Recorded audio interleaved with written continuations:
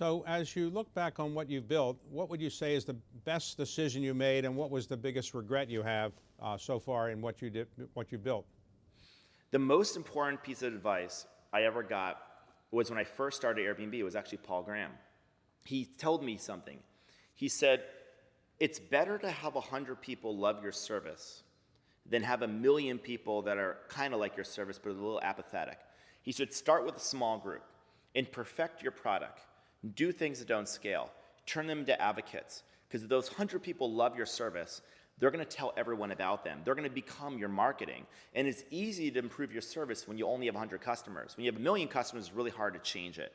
And so do things that don't scale. Go above and beyond. And that was something we did. And I think that really helped explain why we were so successful. I think the biggest mistake I made was when you're in your 20s and you never imagined being an entrepreneur, and suddenly you're a multi-billion-dollar company and somebody gives you billions of dollars and you hit on something that's hugely successful, you tend to start to believe that you can do anything.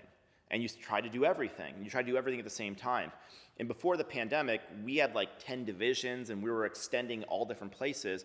And in hindsight, I think having too much money is sometimes worse than having not enough money. Because I think not having enough money creates constraints, it creates discipline, it creates focus, it forces you to create trade-offs. I think when corporations and startups get overcapitalized, they can avoid making tough decisions. The accountability goes down. There's a real sense of complacency that goes into the company. And I think a little of that lack of focus happened to Airbnb before the pandemic.